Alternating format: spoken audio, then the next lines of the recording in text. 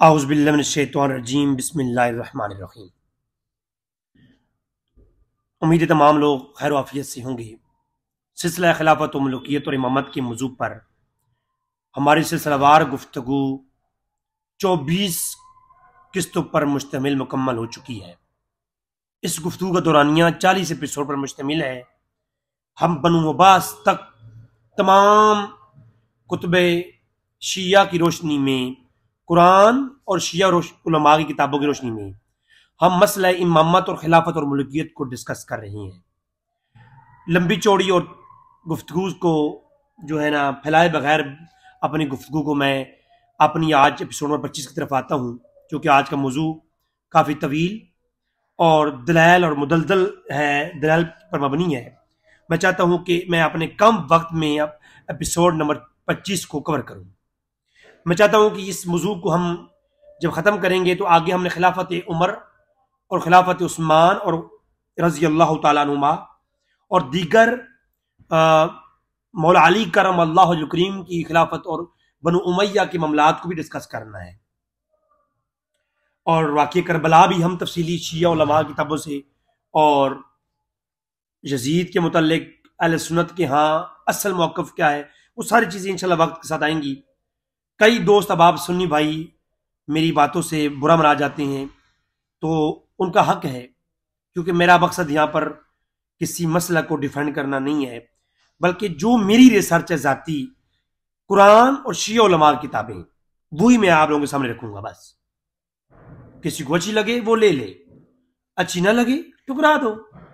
میں نے کوئی بھی اس موضوع پر نہ اہل سنت کی کسی موضوع کو ڈسکس کر رہا ہوں، اور نہ جا بجا کہیں میں ٹچ بھی کرتا ہوں تو صرف اس عقیدے کی کلیئرٹی کو واضح کرنے کے لیے، نہ کہ میں کسی دلیل کے طور پر میں سنی کتابوں کو ٹچ نہیں کروں گا۔ اس سیریز میں صرف شروع سے 24 گھنٹے کی گفتگو آپ نے دیکھی، میں نے سنی کتابوں کے ریفرنس کو کارڈ نہیں کیا۔ قرآن اور تفسیر میں شیعہ علماء اور کتابیں شیعہ کی معتبر وہ بھی مصادر، بعد کے علماء نہیں، معتبر مصادر شیعہ علماء کی، وہ کوئی بھی شیعہ ہوگا ان کتابوں کا انکار وہ نہیں کرے گا۔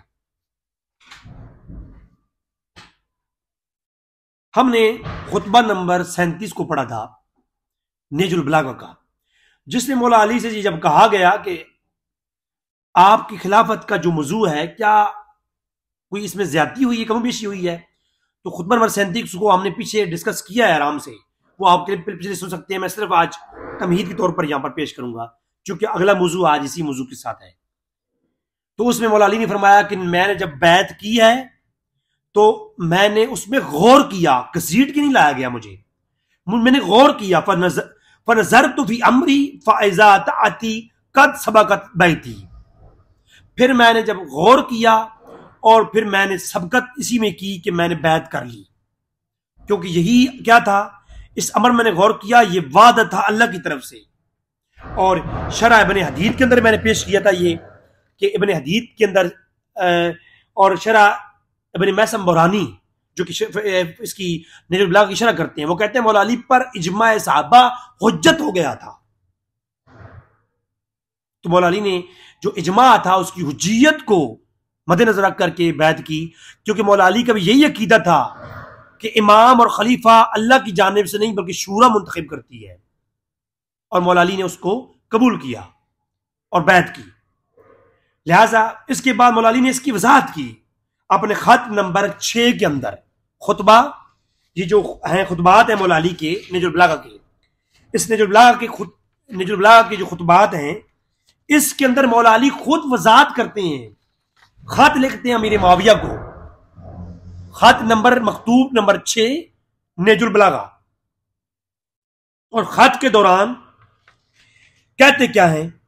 کہتی ہیں کہ اے معاویہ، میں اللہ کی جانب سے کوئی منصوص امام نہیں ہوں، بلکہ میں اسی اصول پر امام اور خلیفہ ہوں جس اصول پر ابو بکر و عمر اور عثمان تھے۔ جیسے ان کی خلافت حقہ تھی، انہی کی مثال میں دلیل دے کے تمہیں کہہ رہا ہوں کہ میری خلافت بھی اسی دلیل پر ہے جس پر ابو بکر عمر و عثمان کی تھی۔ اگر کوئی کہے کہ نہیں علی کی خلافت حق تھی، پہلے 3 خلفاء کی خلافت حق نہیں تھی، تو نیج البلاغہ کا جو کوئی یہ کہے کہ نہیں وہ خلافتیں جو پہلی خلافتیں تھیں خلفائے ثلاثہ تھے وہ حق پر نہیں تھے، علی کی خلافت حق کا ہے۔ تو سوال یہ پیدا ہوتا ہے کہ مولا علی تو دلیل بنا رہے ہیں معاویہ کے سامنے کہ اے معاویہ، جیسے ابو بکر عمر عثمان کی خلافت تھی، میں انہی کے اصول اور طریق کے اوپر خلیفہ ہوں۔ اگر ان کا طریق خلافت غلط تھا تو علی کا طریق خلافت صحیح کیسے ہو گیا؟ مولا علی اپنی خلافت کی دلیل قرآن کی کوئی نص یا من کن تو مولا نہیں بنا رہے، بہذا علی و مولا، یا ہارون اور موسیٰ والی نسبت دیکھ کے نہیں بتا رہے، بلکہ یہ بتا رہے ہیں کہ جسی اصول پر عثمان و علی، ابو بکر عمر اور عثمان تھے، اسی اصول پر میں بھی خلیفہ ہوں۔ اور یہ خلیفہ بنانا اے معاویہ، یہ تمہارا حق نہیں ہے یا اہل شام والوں کا حق نہیں ہے، بلکہ کیا ہے؟ انما شورا المہاجرین والانصار، کہ یہ کلمہ حصر فرمایا کہ انما، بے شک صرف اور صرف شورا کا ہی حق ہے کہ وہ جو ہے کیا کرے گی، کہ انما شورا مہاجرین والانصار، یہ لفظ موجود ہیں، یہ لفظ موجود ہیں خط نمبر 6 معاویہ کے نام خط نجر البلاغہ میں، کہ جس سمجھ مہاجرین اور انصار شورا ہے ان کی، وہ شورا ہی کو حق ہے کہ وہ کیا کرے، وہ خلیفہ مقرر کرے۔ ابو بکر عمر کو جس طریقے سے انہوں نے بنایا تو میں نے وہ جس طرح حق خلیفہ تھے، میں انہی کے طریق پر خلیفہ ہوں۔ اور جو اس اصول سے شورا کی خلافت کے خلاف جائے گا وہ دین سے اور ایمان سے منحرف ہونے والا ہے اور اس کے ساتھ جنگ واجب ہے۔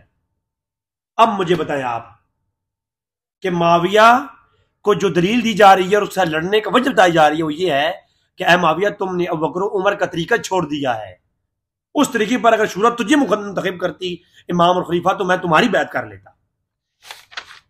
تو یہ مختصراً جو میں نے پچھلی ایپیسوڈ کے اندر وضاحت کی ہے، اور پھر خطبہ نمبر 205 میں نے پیش کیا تھا، اس میں جب طلحہ اور زبیر دونوں نے مولا علی کی خلافت بھی بیعت کی اور پھر چلے گئے، اور اعتراض یہ کیا کہ اے علی، آپ جب سے خلیفہ بنے ہو ہم سے تو مشورے نہیں لیتے ہو۔ تو مولا علی نے کہا بھائی میں تو علی ہوں اور باب العلم ہوں، تو مجھے جو میرا طریقہ ہے وہ یہ ہے کہ جب میں فیصلہ کرتا ہوں قرآن سے دیکھتا ہوں اور سنت رسول سے دیکھتا ہوں، جب ان میں کچھ نہیں ملے گا قرآن اور سنت سے، جب میں فیصلہ نہ کر پاؤں گا پھر میں تم سے بھی اور اوروں سے مشورہ لوں گا نا۔ تو علی کی تو شان یہ ہے کہ علی قرآن اور سنت سے فیصلہ نہ کر پائے، تو لہٰذا پھر کہا، مولا علی نے کہا طلحہ اور زبیر کو کہ واللہ ما کانت لی خلافتی رغبتن،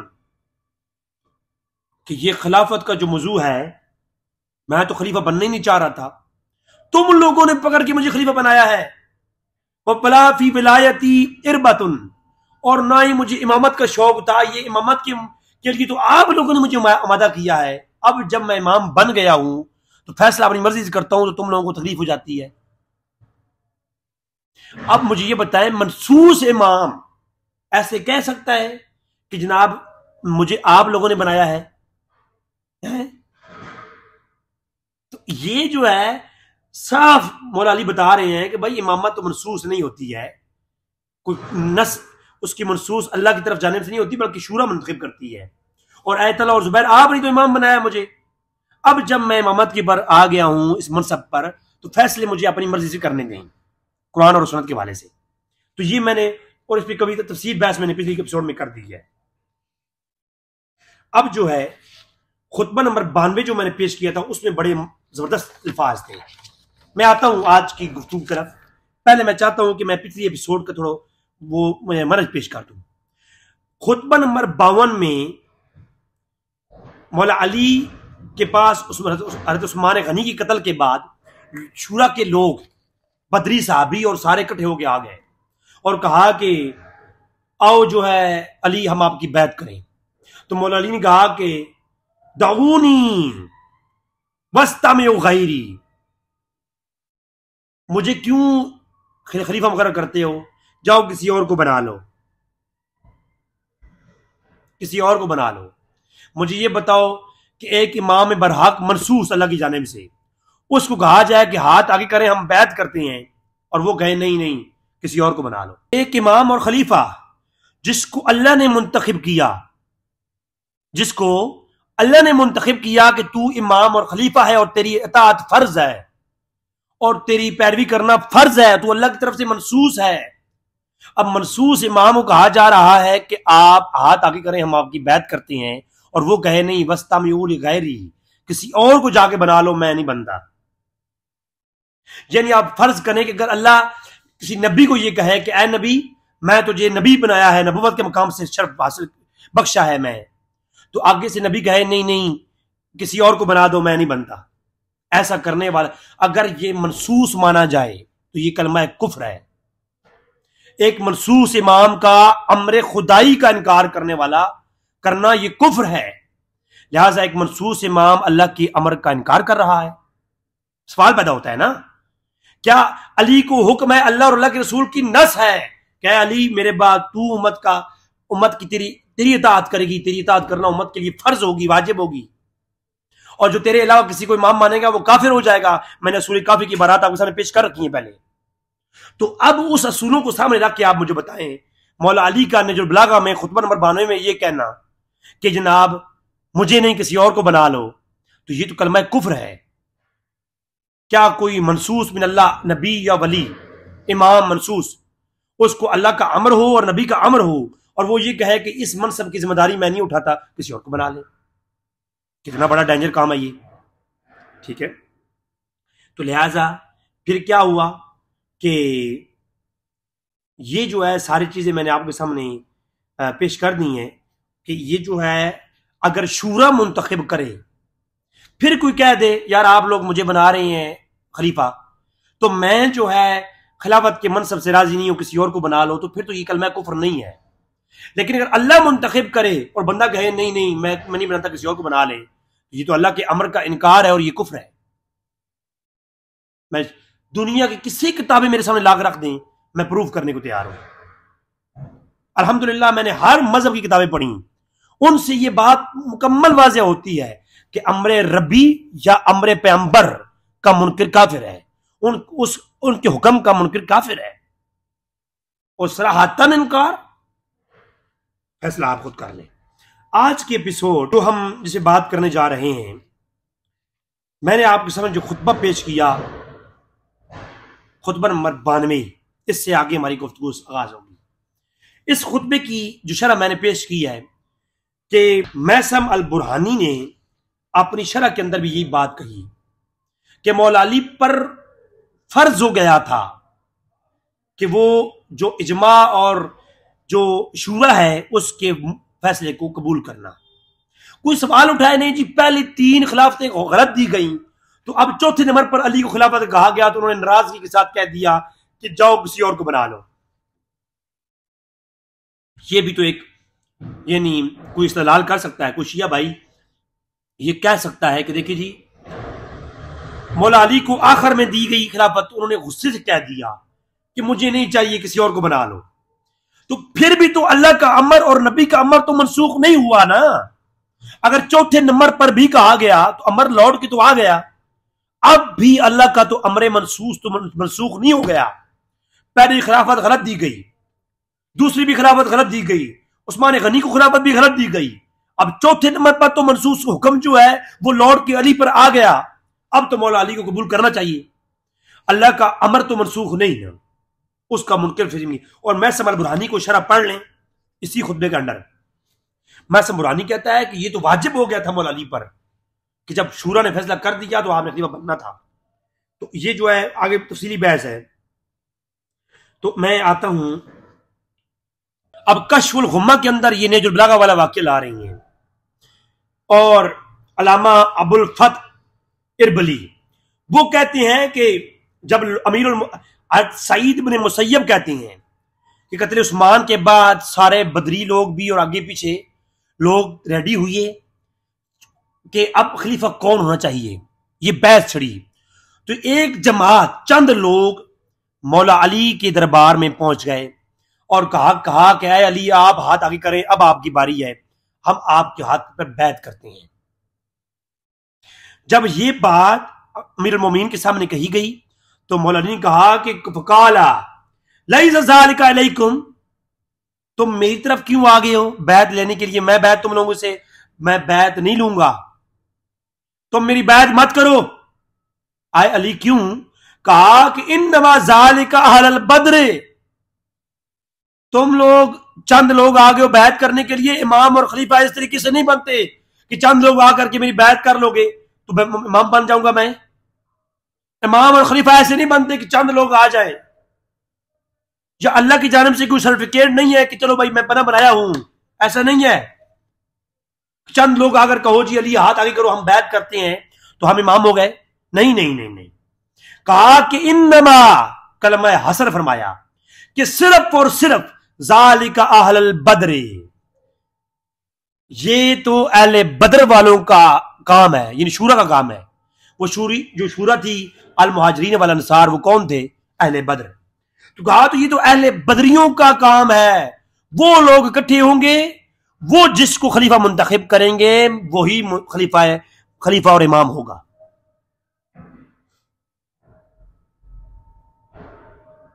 کہا کہ فمن ردو بھی بہوا خلیفۃ، جس پر اہل بدر اجماع کریں گے بہوا خلیفۃ، وہی خلیفہ ہوگا۔ یہ کتابیں میں نے گھر میں نہیں چھاپی ہیں، یہ سارے مطبوع یہ تہران کے ہیں، اور کہاں کے ہیں؟ سارے مطبوع یہ کہاں کے ہیں؟ ایران کے ہیں۔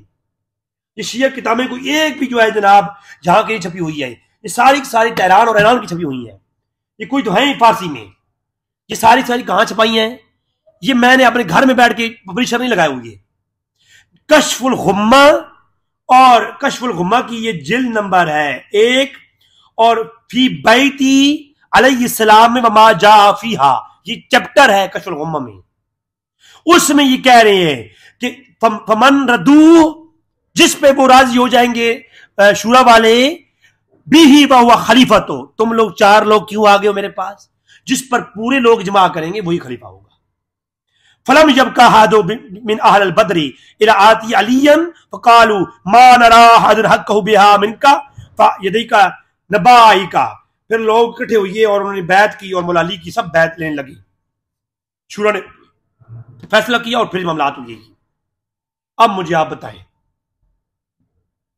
کہ کشف الغمہ کا حوالہ بھی آ گیا۔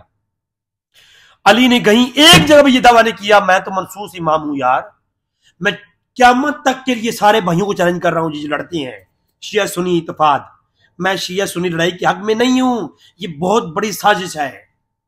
اسی طریقے سے پاکستان رنگ ایک، نسل ایک، کھانا پینا ایک، الگ کر کے ٹکڑے کیا گیا اور اب پاکستان کو ٹکڑے کیے جا رہے ہیں۔ کیوں؟ یہ کسی اور کی سازش ہے۔ ان سب کو یوں پہلے کر کے لڑواؤ پھر ان کو الگ کرو۔ اسی طریقے سے 2 طرح کی، ایک وطنی ایک مذہبی۔ وطنی سازش کی گئی تو ہندوستان کو توڑ کر کے ہم جو ایک کی کھانا کھانے والے رنگ و نسب والے لوگ ایک دوسرے کے ساتھ بارڈر پہ لگے ہوئی ہیں۔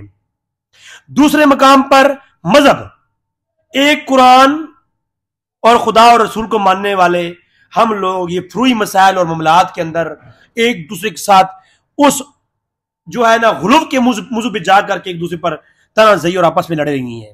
ہم یوں نہیں رہے، کیوں؟ ہم آپس میں یہ ایفرٹس لگا رہے ہیں نا۔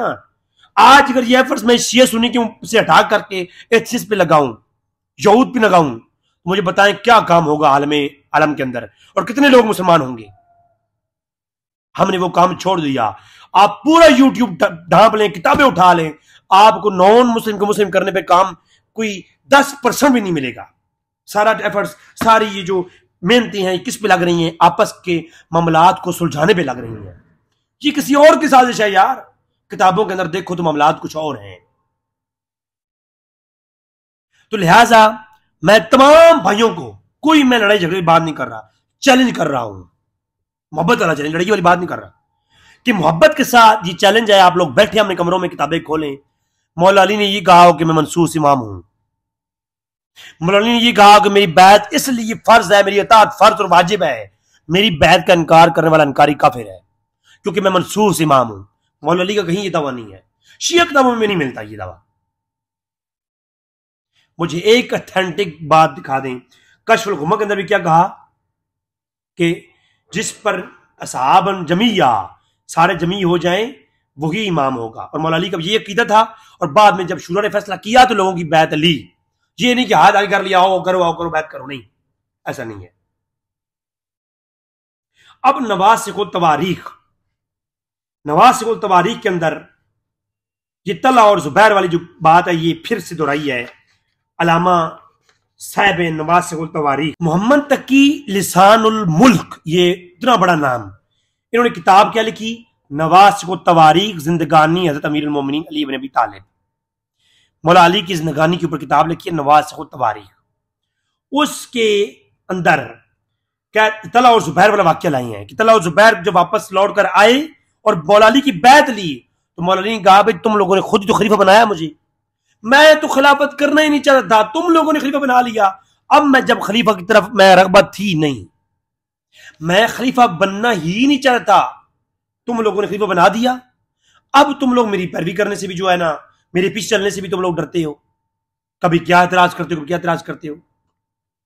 वो सारा वाक्य नजरुल बलागा वाला फिर यहां पर लेके नवासिख तवारीख के अंदर ही चैप्टर नंबर 25 है कि नामा अली अलैहिस्सलाम बिमुआवियत दरबार आए बैत ख्वाहिश। इसके अंदर वो कहते हैं कि जब अम्मा बाद, ये खत लिखते हैं मौला अली कि फ़इन नास क़तलू उस्मानो अन खैरी मशवरत मिन्नी व बअयूनी अन मशवरत मिन्ही व इजमाइन। ऐ माविया, अब लोगों के इजमा हो गया मेरी खिलाफत पर, तो अब मैं खलीफा हूं, मेरा सामना मत करो।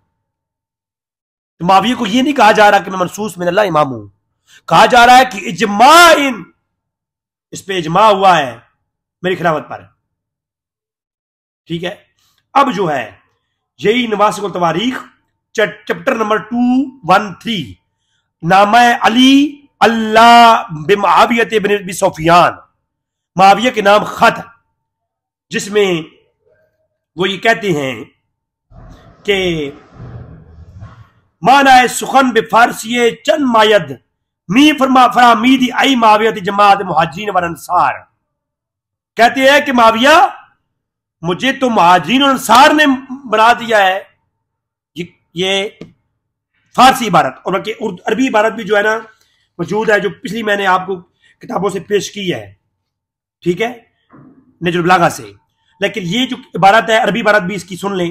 इन्नहु बिआयानी अलकौम अल्लज़ीना बायोकुम अबू बकर व उमर व उस्मान अला मा बायोहुम अलैहिम फलम यकुन शाहिदन इन्ना युरिद्दु व इन्नमा शूरा लिल मुहाजिरीन वल अंसार। वो जो मैं नजरुल बलागा की इबारत पहले पढ़ सुनाई थी आपको, उसी तरह की इबारत ये है किसके अंदर? नवासिख तवारीख के अंदर, कि मुआविया को खत लिखते हुए कह रहे हैं मुआविया मैं उसी तरीके पर लोगों ने मेरी बैत की है जैसे अबू बकर उमर उस्मान की थी, और ये हक सिर्फ खलीफा बनाना तुम्हारा मेरा नहीं है, शूरा इन्नमल मुहाजिरीन वल अंसार का काम है। अब शूरा ने बनाना है खलीफा इमाम, मनसूस मिन अल्लाह नहीं होता। ऐ मुआविया अब तुम्हारे साथ, अब मौला अली के अल्फाज सुने मौला अली के। मौला अली कहते हैं कि ऐ मुआविया इन्नमा शूरा लिल मुहाजिरीन वल अंसार, जो मुहाजिरीन और अंसार जो फैसला करेंगे वही इमाम होगा।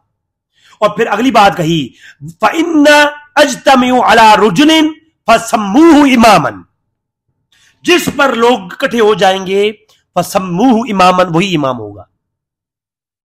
नहीं, लोगों के बनाने से इमाम नहीं होता, वो तो अल्लाह बनाता है। अब मुझे बताए ना, कुरानी आयात जो आप लोग पेश करते हैं, मैं तफसीली गुफ्तगू पहले कर चुका, तफसीली गुफ्तगू आयात के ऊपर कर चुका हूं, लेकिन अगर वो ठीक है तो ये गलत है। जो मौला अली ने डायरेक्ट बात कही है, इसका मतलब है वो कुरानी आयात आप समझने में गलती की है आपने, क्योंकि मौला अली की जो बात समझ नहीं आई वो तुम्हें समझ आई है। क्या बनेगा तेरा कालिया? यानी अली को समझ नहीं आया खिलाफत का मनसब किस तरीके से तय होता है, और आज एक शख्स को समझ आ गया जो ये दावा करे परले दर्जे का मलून है। और फिर कहा कि ऐ मुआविया कान ज़ालिका रादीन फ़इन्ना खरज मिन अमरिहिम खारिज बतइन, कहा कि जो पाओ बिदअतिन, कहा कि जो बंदा भी इजमा का इनकारी करेगा वो बिदती है और उसके खिलाफ खरूज किया जाएगा। और ये तफसील बहस है, पूरा खत है मुआविया के नाम, ये नवासिख तवारीख है। ठीक है,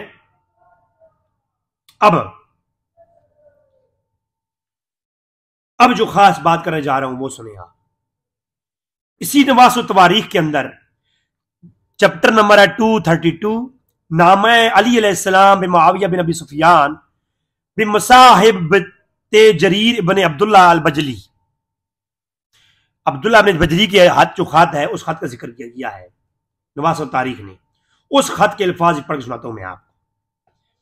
بسم اللہ الرحمن الرحیم، شروع اللہ کے نام سے۔ پہلی بات تو یہ ہے، اگر خلافت علی کا منکر کافر ہے اور یہ خلافت علی منسوس ہے اور اس کا منکر یقینی طور پر کافر ہے، یعنی معاویہ اس امر سے کافر ہو گئی ہیں، تو کافر کو بار بار خط لکھ کر کے دعوت بیعت دینا اور سرنڈر کرنے کا کہنا یہ بنتا ہی نہیں ہے۔ جو مسلمان ہوتا ہے اسے دعوت بیعت دی جاتی ہے، کافروں کو دعوت بیعت نہیں دی جاتی۔ تاریخ اسلام اٹھا کے دیکھ لیں، نبی نے کبھی ایسا نہیں کیا۔ کافروں کو یہ نہیں کہا جاتا کہ مہربانی کرو آؤ اور میری بیعت کر لو، بیعت کر لو، بیعت کر لو، یہ طریقہ ہے، یہ دلیلیں ہیں میری حق ہونے کی۔ کسی مسلمان کو ہی دلیل دی جائے گی، کافر کو نہیں کہا جاتا کہ آؤ میری بیعت کرو۔ تو مولا علی کے نزدیک معاویہ کافر نہیں، باغی ہے، ٹھیک ہے، خاطی ہیں۔ خاطی ہونا، خطا پر ہونا اور کافر ہونا، اس دونوں میں فرق ہے۔ معاویہ کے متعلق کافر ہونے کا عقیدہ رکھنا ڈینجرس ہے، آل بیت کے اوپر الزام آتا ہے۔ ہاں اگر وہ کافر تھا تو کافر کو خط لکھ لکھ کے بار بار یہ کہنا کہ میں ابو بکر عمر کی طرح امام ہوں، میری بیعت کرو، ایسا نہ کرو، میری بات کو سمجھو، اللہ سے ڈرو، تو وہاں تو یہ کہا جاتا معاویہ کلمہ پڑھو، اللہ کی ہدایت کو پکڑو، کلمہ پڑھو، اسلام قبول کرو، معاویہ اللہ سے ڈرو، ورنہ میں تمہارے خلاف نبی کی سنت پہ عمل کر کے جہاد کروں گا، تمہیں بدر و حنین کی طرح جنگ کروں گا تمہارے ساتھ۔ ایسے نہیں کہا، کہا کہ اگر میں تمہارے ساتھ جنگ اس لیے کروں گا، خروج کروں گا تاکہ تم نے اجماع کا انکار کیا ہے، اور میثم البرہانی نے بھی یہی لکھا ہے کہ اجماع کے منکر تھے معاویہ، اس لیے علی نے ان کے خلاف خروج کیا، اور مولا علی نے پچھلی خطبہ میں نے پڑھ سنایا یہی کہا ہے، نہج البلاغہ میں بھی، نواس التاریخ کے اندر بھی۔ اب آتے ہیں بسم اللہ الرحمن الرحیم، اما بعد فإن بیتی لازمتک بالمدینۃ وانت بالشام لأنه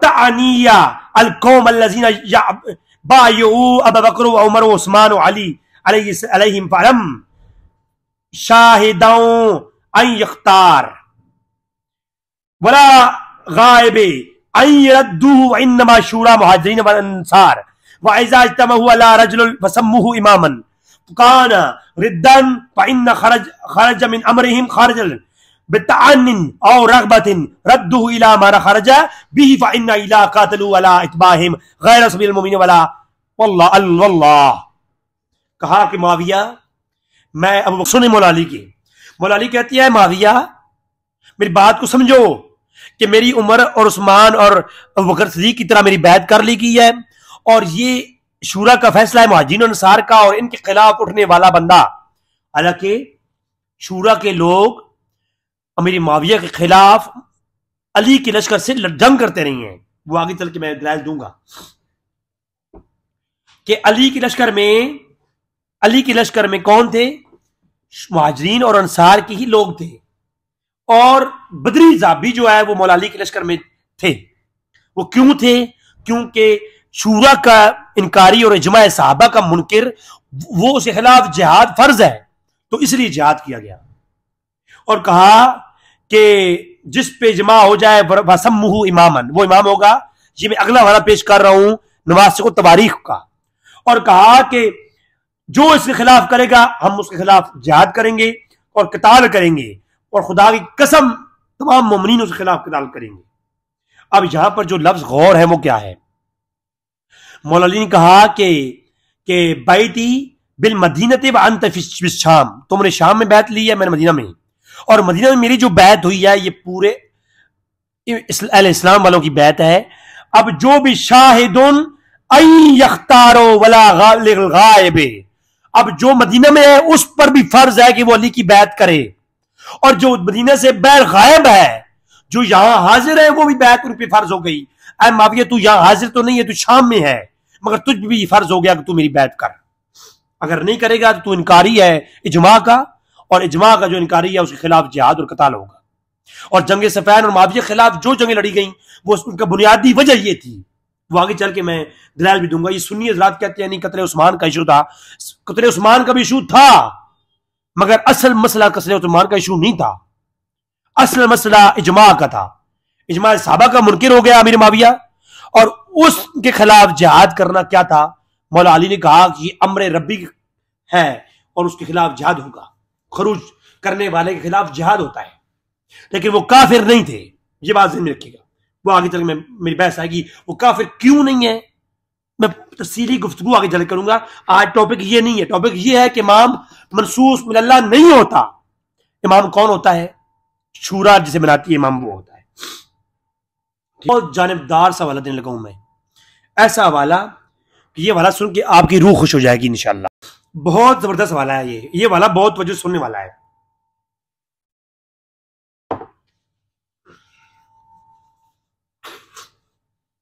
نواسخ التواریخ کے اندر وہ جو ہے علامہ محمد تقی لسان الملک یہ کہتے ہیں، بہت کمال کی بات ہے، ایک تفصیلی بحث ہے جو میں اکثر لفظ پڑھنا چاہتا ہوں، وہ لفظ غور کیجیے والا ہے۔ نواسخ التواریخ کا پیج نمبر 338 ہے اور چپٹر ہے یہ 299، نامہ علی علیہ السلام بے نام معاویہ بن ابی سفیان۔ ابو سفیان معاویہ کے خط کا جواب ہے مولا علی نے کیا ہے۔ معاویہ نے خط لکھا کہ میری یہ نسبت ہے ابوبکر صدیق کے ساتھ، میری فلاں نسبت ہے عمر کے ساتھ، میری فلاں نسبت ہے عثمان کے ساتھ۔ جب یہ بات کی امیر معاویہ نے اپنے خط میں، اس کا جواب لکھ رہے ہیں کون؟ مولا علی حیدر کرار۔ مولا علی نے خط کا جواب لکھتے ہوئے یہ کہا، ایک طویل خط ہے لیکن جہاں پر لفظ سمجھنے کے ہے نا، ان اللہ مجتبی لہ من مسلمین، اللہ نے چن لیا اپنے خاص لوگوں کو مسلمانوں میں سے، ایوانا عید اللہ بہ فکانوا فی منازلہم عندہ علی قدر فضائلہم فی الاسلام۔ اے معاویہ، اللہ نے چند لوگوں کو، خاص لوگوں کو چنا اور ان کو قدر اور منزلت عطا فرمائی اسلام کے اندر، اور کہا کہ فکان افضلہم کما زعمت فی الاسلام وانصاہم للہ ورسولہ، کہ جن کو چن لیا ان میں سے افضل ہوئے کچھ، جن میں جو افضل ہوئے وہ کون؟ کہا کہ وما افضلہم انصاہم للہ ورسولہ خلیفۃ صدیق و خلیفۃ رسول اللہ الفاروق۔ ہائے ہائے، مولا علی نے کمال کی بات کی ہے۔ مولا علی نے کہا کہ اے معاویہ، تم نے مثال دی ہے کہ تمہاری وہ نسبت ہے ابوبکر صدیق اور عمر فاروق کے ساتھ۔ کہا کہ اللہ نے چند لوگوں کو چنا مسلمانوں میں سے، پھر ان چند میں بعض کو بعض پر فضیلت دی، اور جن کو فضیلت دی سب سے پہلا شخص فی الاسلام ہے کون تھا؟ کہ للہ ورسولہ الخلیفۃ الصدیق، سب سے سچا خلیفہ کون؟ جس کا لقب ہے صدیق۔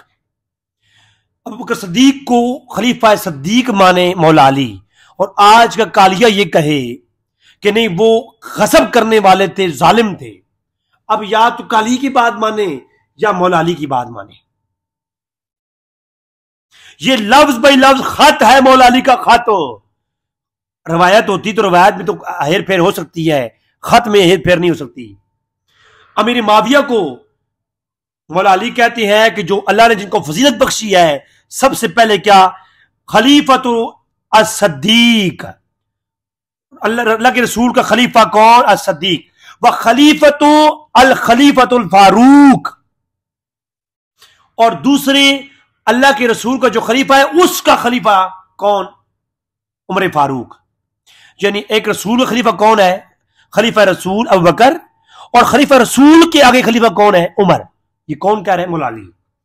لے عمری، مولا علی کہتے ہیں اے معاویہ میری عمر کی قسم ہے، مجھے میری علی کو اپنی عمر کی قسم، ذکرت امرن ان ثم اترکت کلہ فإن نقص لم یلحق بما انت، کہا کہ مجھے اپنی عمر کی قسم ہے، نہ اس میں کوئی کمی ہو نہ کوئی بیشی ہو. کہا کہ وما انتا، تو اے معاویہ تو بس صدیق ہو، تیری کیا نسبت ہے ابو بکر صدیق کے ساتھ؟ تو خود کو مناسبت دیتا ہے ابو بکر کے ساتھ؟ معاویہ تو قدر اور ابو بکر کہاں؟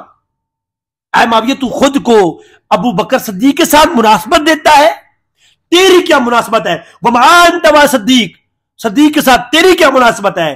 الصدیق من صدق بحقنا، صدیق کیا وہ ہے جس نے ہمارے حق کو صداقت بخشی ہے اور ہمارے حق میں سچ بولا ہے، ہمارے حق اور ہمارے ساتھ حق کیا، وہ صدیق ہے.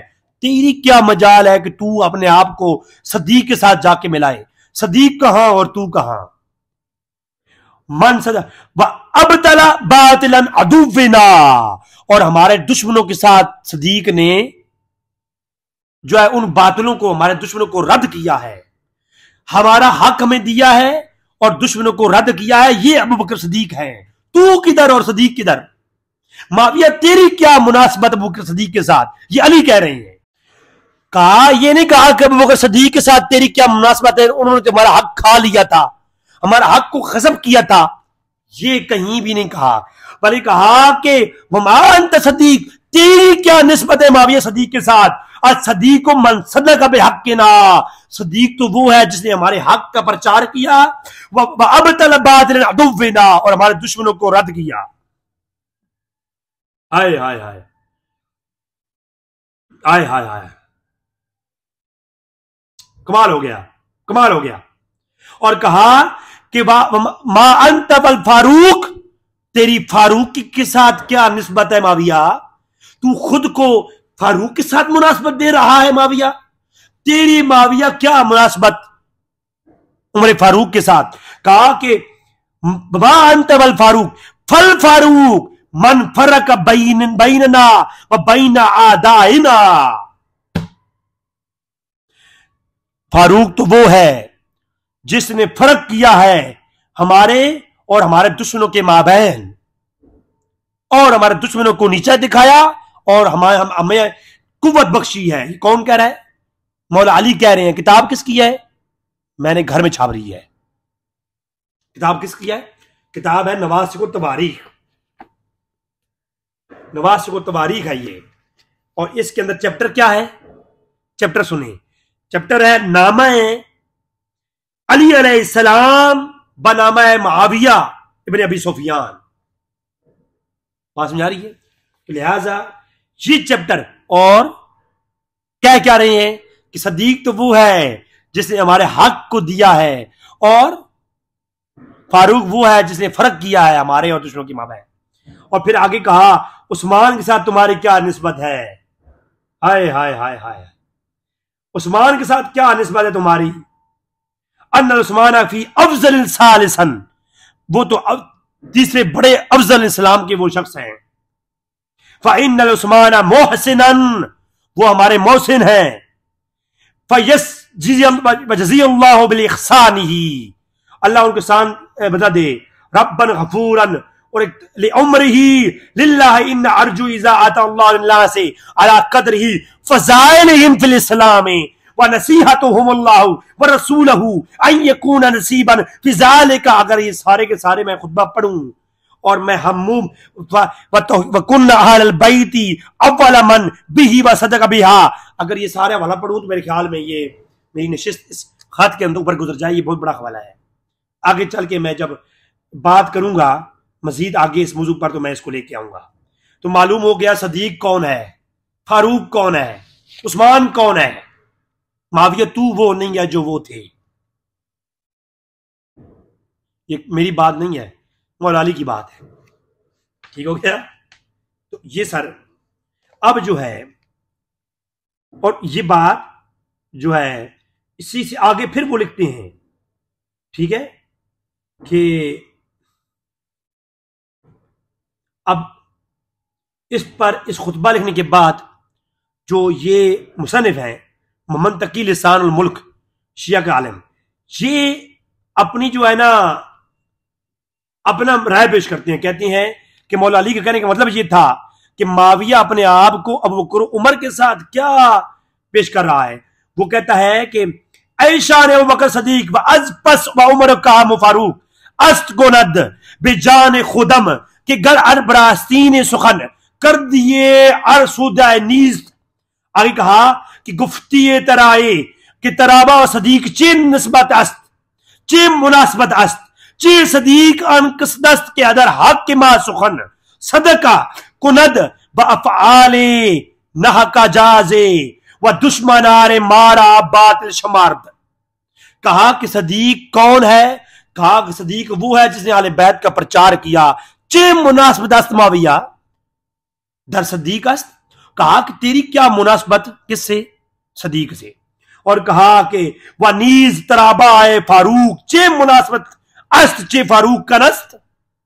تیری کیا مناسبت فاروق کے ساتھ کہ میاں و دشمنانے کہ میاں فرق تو کنند گزیشت دیگر یاد کر دی کے آست. کہا کہ تیری کیا مناسبت فاروق کے ساتھ اور تیری کیا مناسبت معاویہ. تو ان کا نام لیتا ہے. میری جو خلافت ہے وہ طریق معاویہ، میری جو خلافت ہے وہ طریق ابو بکر عمر کے اوپر ہے. انہوں نے تو یہ حق والے لوگ تھے، فضائل فی الاسلام ہیں ان کے. اور تم معاویہ کہاں اپنے آپ کو چے مناسبت است، کیا مناسبت ہے تمہاری ان کے ساتھ؟ میری مناسبت ہے، مجھے اسی شورا نے بنایا ہے. اور کوئی مولا علی نے یہ نہیں کہا کہ جناب میرے جو ہے میری نس موجود ہے، میری کوئی دلیل ایسی نہیں دی. یقین جانے کتابیں اٹھا کے دیکھ لیں، کہیں بھی کوئی ایسی بات نہیں ہے. ہر جگہ مولا علی یہ کہتے ہیں کہ مجھے شورا نے بنایا ہے اور شورا نے مجھے منتخب کیا، اور تیری کیا مناسبت ہے ابو بکر عمر کے ساتھ؟ ان کی طریق پر میں خلیفہ ہوں. مولا علی کا دعویٰ یہ ہے کہ میں ابو بکر عمر کی اصول پر خلیفہ ہوں. میں پہلے دلائل دے چکا ہوں. میرا دماغ خراب نہیں کرنے کا کالیا، خدا کی قسم کالیا میرے ساتھ چھیڑنے کا نہیں، ورنہ میں متشدد ہو جاؤں گا اور میری محبت برداشت نہیں ہو رہی تو میرا تشدد برداشت نہیں کر پاؤ گی کالیا. تو اب بات سنیں میری. اب یہ خلافت کی جو ہے نا وصیت ہے، یہ اللہ کے نبی نے نہیں کی. سورۃ تحریم کی آیت نمبر 3 ہے کہ حضرت حفصہ کو جو اللہ کے نبی نے راز بتایا اور اللہ کے نبی کی بیوی نے وہ راز فاش کر دیے. ان رازوں میں سے ایک راز یہ تھا، تفسیر کمی والا لکھتا ہے اپنی تفسیر کمی میں، ایک راز یہ تھا کہ اے حفصہ میرے بعد پہلا خلیفہ ابو بکر ہوگا پھر عمر. تو وہ راز فاش کر دیے شیعہ تفسیر سے. میں پہلی جو 5 ایپیسوڈ ہیں ان میں میں نے یہ حرجات دیے تھے کہ اللہ کے نبی نے وصیت نہیں کی لیکن رازدارانہ طور پر یہ بات بتا دی تھی. اور یہ شیعہ علماء نے اپنی تفسیروں کے اندر لکھا ہے اس کو. سورۃ تحریم کی آیت نمبر 3 کی تفسیر کمی کھول لیں آپ، تفسیر تبرسی کے اندر بھی ہے اور دیگر تفسیروں کے اندر بھی ہے. لیکن میں وہ والا آج نہیں لاؤں گا کیونکہ اس کو ڈسکس کروں گا تو ٹائم لمبا ہے. تو اس کے بعد الارشاد شیخ مفید کی ہے، اور علامہ تبرسی الاعلام کے اندر بھی اس کو لاتے ہیں. علامہ تبرسی الاعلام کے اندر تھوڑے لفظوں کی ہیر پھیر کے ساتھ لاتے ہیں، اور اس کے علاوہ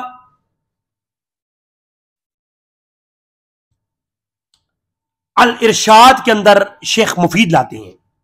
میں شیخ مفید کی عبارت پیش کرتا ہوں. الاعلام کی عبارت میرے پاس موجود ہے. الاعلام کا صفحہ نمبر 90 ہے، جلد نمبر 1 ہے، اور یہ جو ہے چیپٹر فصل نمبر 1 ہے. اور الارشاد کا صفحہ نمبر 99 ہے. باب طلب رسول اللہ صلی اللہ علیہ وسلم الدوات الکتب، یعنی حدیث کرتاس کے موضوع پر کہ اللہ کے نبی نے دوات اور قلم مانگا. اس موضوع کے چیپٹر ہے الارشاد شیخ مفید کے اندر. اس کے اندر ہے کہ اللہ کے نبی نے جب دوات اور قلم مانگی تو عمر فاروق نے کہا کہ نہیں، جو ہے ہم حدیث کرتاس کو پورا میں لیکچر لاؤں گا. حدیث کرتاس کو ہم تفصیلی، میرے خیال میں یوٹیوب کی دنیا میں اتنی تفصیل سے کسی نے بیان نہیں کیا ہوگا جتنی تفصیل سے میں حدیث کرتاس کا انترا نکالوں گا، صحیح تفصیل سے بیان کروں گا انشاءاللہ، اور کوئی گوشہ خالی نہیں چھوڑوں گا. لیکن حدیث کرتاس کے موضوع پر جو آج کا موضوع ہے اس کو میں کوٹ کر رہا ہوں کہ یہ الارشاد کے اندر شیخ مفید لکھتے ہیں کہ عمر فاروق نے جب کہا کہ ہمارے لیے قرآن کافی ہے تو پھر اللہ کے نبی نے کہا کہ اٹھ جاؤ میرے سے. یہاں پر झगड़ा करना बेहतर नहीं है। तो सारे लोग उठ के चले गए। चंद लोग आले बैत के अल्लाह के नबी के पास थे। तो क्या हुआ, आओ देखते हैं। फलम्मा, पहले क्या हुआ, फकालू इन अल्लाह फइन्ना इलैहि राजिऊन लक़द अशफ़अना फी खिलाफ़ रसूल सल्लल्लाहु अलैहि वसल्लम फलम्मा अफ़ाक़ सल्लल्लाहु अलैहि वसल्लम बअदहुम क़ाल बअदहुम। जब अल्लाह के नबी थोड़ी बेहतरी महसूस की तो अल्लाह के नबी ने कहा कि अला नाइतिका बिकातफिन या रसूलुल्लाह सल्लल्लाहु अलैहि वसल्लम अद्दब्बात फकाल अबादल्लज़ी कुल्तुम ला ला कुनिया औसियुकुम बिअहल बैत खैरन सुम्मा आरदा बिवजही अन कौमन फयंदूहु वअबकी इंदल अब्बास वल फदल इब्न अब्बास व अली इब्न अबी तालिब व अहल बैत खासतन। कहा कि अल्लाह के नबी ने कहा कि ऐ अहले बैत, तुम चंद लोग यहां मौजूद हो, फजल इब्न अब्बास और अब्बास और अली इब्न अबी तालिब सारे मौजूद थे और अहले बैत के लोग मौजूद थे। तो अल्लाह के नबी ने कहा कि दरदवात और कलम ले आओ, मैं तुमको कुछ लिख दूं ऐ अहले बैत, ताकि तुम अहले बैत तुमको कोई बाद में परेशानी ना हो।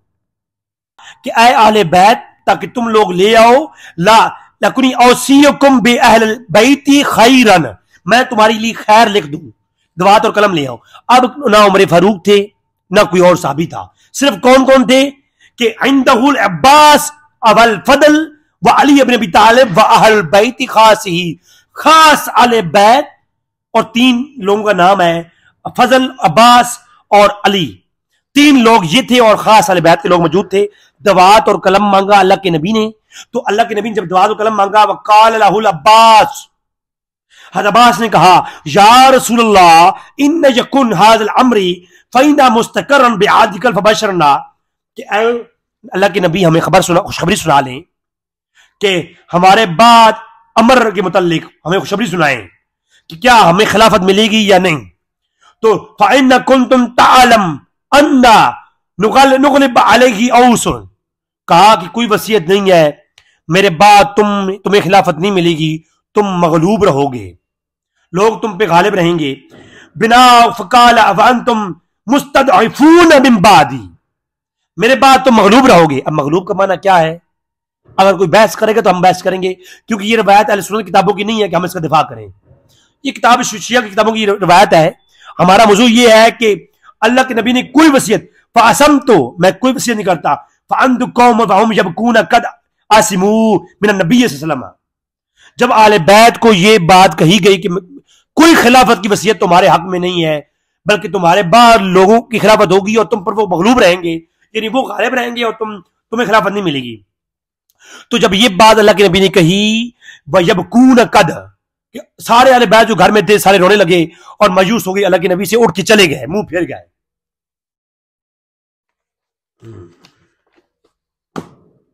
मैं कुछ कहूंगा तो फिर जो है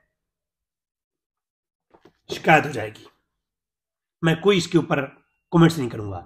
अल इरशाद से मालूम हुआ कोई वसीयत नहीं की, अली ने दवात और कलम भी ला के दिया, कोई वसीयत नहीं की। मजीद तफसीलात आगे आएंगी, बात समझ आ रही है।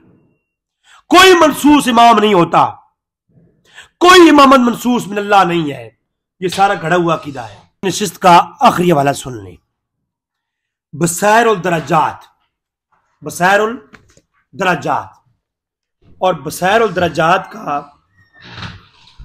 जिल्द नंबर 1 है और ये फसल है बसैरुल दरजात की जिल्द नंबर 1 सफ़ा 192 और बाबुल इंदल आइम्मा, रवायत का नंबर 4 है चैप्टर के नीचे कि बसैरुल दरजात के अंदर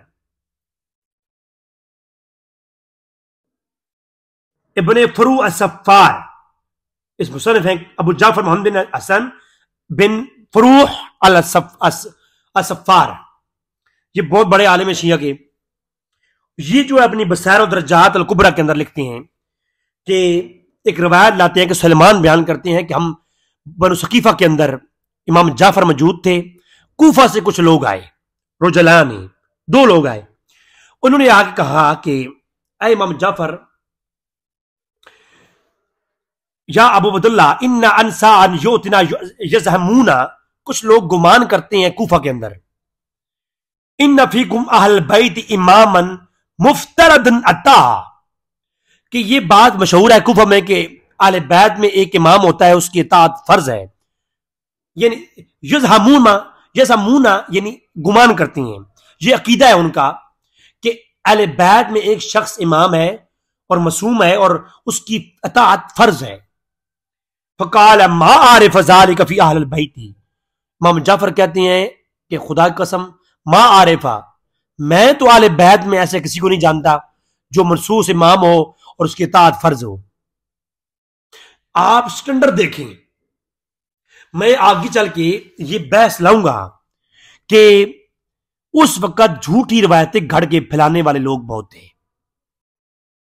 اب امام جعفر جو ہیں وہ کہہ رہے ہیں کہ مجھے پتہ ہی نہیں ہے کہ اہل بیت میں ایسا کوئی بندہ بھی ہے. اب چونکہ روایتیں گھڑنے کا دور تھا، جو کوئی کوفہ جاتا تو کہتا کہ امام جعفر نے یہ فرمایا ہے، امام باقر نے یہ فرمایا ہے. جھوٹی روایتیں لوگوں نے بیان کی، وہ پھیلتی رہیں اور پھر بعد میں کتابوں میں آ گئیں. اب روایت جس تک پہنچتی، جس کو دیکھتے نمازی پریزی ہے، وہ جو بات بیان کرتا وہی لکھ دیتے تھے کتابوں میں، وہی روایتیں سند کے ساتھ آ جاتی. تو جھوٹی روایتوں نے یہ کارنامے کر رکھے تھے ہر جگہ. اس دور کے اندر امام جعفر خود موجود ہے. تو دو لوگ آئے کوفہ سے کہتے ہیں کہ سنا ہے کہ اہل بیت میں امام منصوص ہے اور اس کی اطاعت فرض ہے. تو کہا تو ما عارفہ ذالک فی اہل البیت، کہ اہل بیت میں کوئی ایسا شخص ہے میں تو نہیں جانتا. امام جعفر کہہ رہے ہیں قالوا یا ابا عبداللہ، اے امام جعفر، یزہمون انکا انت ہوا، وہ لوگ یہ گمان کرتے ہیں کہ وہ امام منصوص جس کی اطاعت فرض ہے وہ آپ ہو. امام جعفر کہتے ہیں ما قلت لهم ذالک، میں نے تو کبھی یہ دعویٰ نہیں کیا نہ کہا ہے. اب اگر یہ ہوتا کہ امام منصوص تھے تو امام جعفر کہتے ہاں ہاں میری وصیت ہے، میں امام منصوص ہوں. اور امام منصوص ہو اور اس کو کوئی کہے کہ آپ امام منصوص ہو تو وہ کہے نہیں نہیں ہمارے اندر ایسا کوئی بھی نہیں ہے اور نہ میں نے یہ کہا ہے. ایسا کہنے والا تو کافر ہے کیونکہ وہ منصوص امر کا منکر ہو رہا ہے.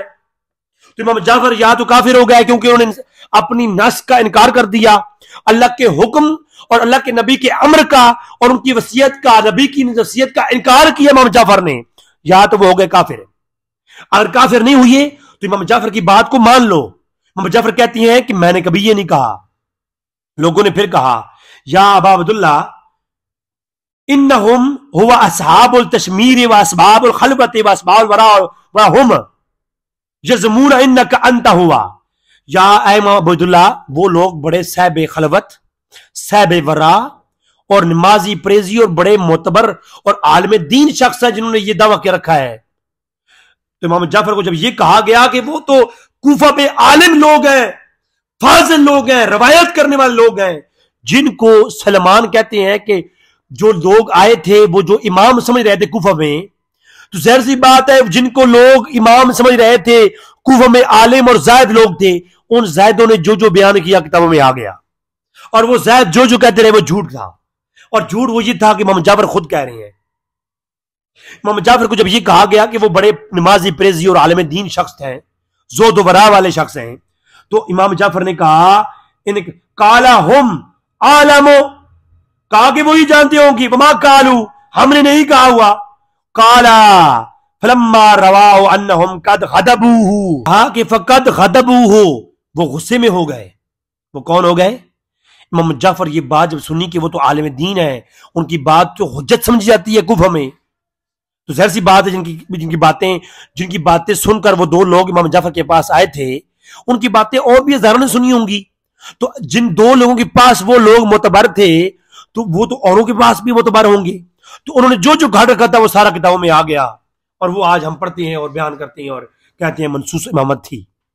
حالانکہ جب امام جعفر کے سامنے یہ بات کی گئی، کہا کہ وہ جتنے بھی عالم شالم ہیں وہ خود ہی اس بات کے ذمہ دار ہیں، کہا کہ ہم عالمو وما کالو، ہم نے نہیں کہا، وہی ذمہ دار ہیں اس بات کی.